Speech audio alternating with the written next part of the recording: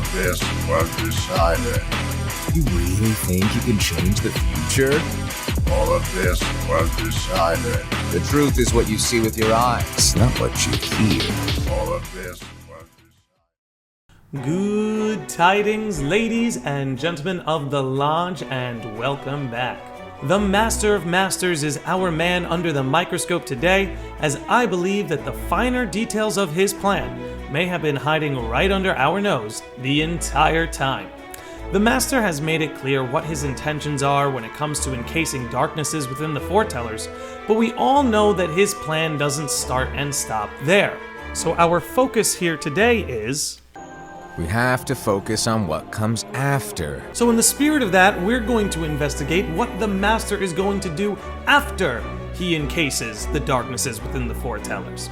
So just a quick note, this theory relies on the idea that the true darknesses are either still encased within the foretellers or will again be encased within the foretellers. We touched on this topic slightly in episode number 147 of the podcast, as well as this theory video.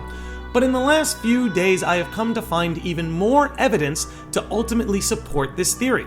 So if that's enough to pique your interest, then strap yourself in, because we are in for one wild ride. So let's start with the basis of this theory, and I'll do my best to recap some of the information that has been covered previously. I believe it's very possible that what the Master intends to do with the foretellers is similar, if not the same, as what Xehanort did to Ventus. So just to recap, Ventus did battle with the darkness in Union Cross, and ultimately absorbed it into himself as a result of the clash. Xehanort, upon discovery of Ventus, extracts the darkness out of his heart, forming Vanitas. Funny thing about Vanitas, as of late there are some heavy implications that he could be one of the true darknesses. But additionally, we have this Dark Road cutscene where he outright asserts that he is his own being, not simply one of true darkness. Essentially, through Vanitas, we see the process of how darkness can clash with a heart of light and then be extracted out into its own form and being. And as we know, the Master intends to give the darkness form, as he believes that is the only way of truly slaying it.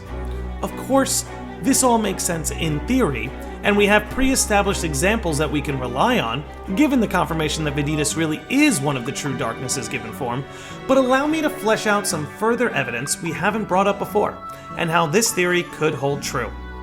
Starting with number 1, the Master's own words. Take note of a few lines that the Master of Masters says, especially in this scene. Quote unquote, "It wasn't like I was just training you to become vessels." Quote unquote, "I'm not planning to sacrifice anyone, I'm preparing ways to save them." So let's break down those lines one by one. Starting with, "It wasn't like I was just training you to become vessels." This already implies that there is more to the Master's plan than simply encasing the darknesses within them, but for his own reasons he isn't willing to divulge any specifics to Luciu as of yet. But his words make it very clear that the plan does not start and stop there. Next we have, quote unquote, "I'm not planning to sacrifice anyone, I'm preparing ways to save them."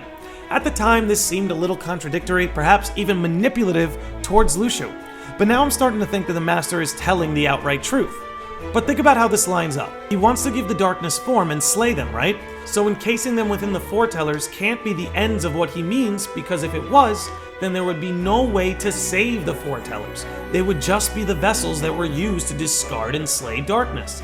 But the Master has implied a way to give them form without needing to sacrifice the foretellers themselves. Now, the specifics of what this could mean are obviously still very much in the air. After all, we still don't know for sure if the darknesses are still within the foretellers in the epilogue scene. However, if Luciu's eye is any indicator, I would take my bets that they are still lingering about. So we can see with the Master's dialogue that he wasn't raising the foretellers as simple vessels, and he wasn't planning to sacrifice them either. To me, this only makes sense if he is planning to do with them what Xehanort did to Ventus. Again, he can both give darkness form and save his apprentices by extracting the darknesses out of them into a unique form and being, much like Vanitas. The next point I will bring up is one that has been touched on before, but I think could use a little more fleshing out. And that's that this theory would explain why the Master would have an interest in Sora. Seeing Sora's effect on Ventus, and how this very well could have paved the way for Vanitas to take form, would make Sora a key factor in the Master's plan. And seeing as Sora is our main character, of course the Master is going to have some use for him, or at least find his power desirable in some aspect. We should also consider that the Master has been seemingly looking for a candidate for a role as implied by Dark Road. Lucia was tailing Balder and keeping an eye on him, until Xehanort bested him and figured him out. Lucia then set his eyes on Xehanort. I imagine it's possible a similar passing of the torch in terms of their interests may have happened with Sora as well. The last point I would bring up is that this would pave the way for the Master to become the villain. Hear me out. The Master of Masters is implied and strongly seemingly our story's new villain, yet he stands in opposition to darkness. That might be tough for the Guardians to really contend with, seeing as they have at least some ideological overlap between them. However, if the darkness takes form, it's possible Sora, along with the rest of the Guardians, may see the heart in one, if not all of them, recognizing the necessity of darkness to maintain a balanced world. It would give the Guardians a reason to oppose the Master. We see Sora's desire to make peace with Vanitas in Kingdom Hearts 3 and beg him to stand by his side. I'm willing to bet that if any of these darknesses do take form, Sora may very well end up feeling the same way towards them, which would again create a rift between Sora and the Master.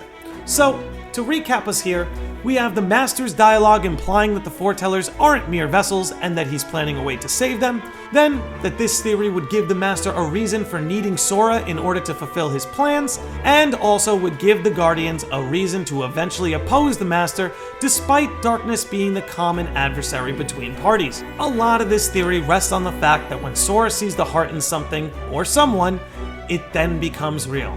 Don't just take my word for it. When he sees the heart in something, it then becomes real. So if we are to take this literally, combined with everything we discussed here today, it honestly seems like a good fit to me. If this theory intrigues you and you want to learn more, check out this podcast episode I did with my friend Treehouse, where we discuss this theory among others in detail.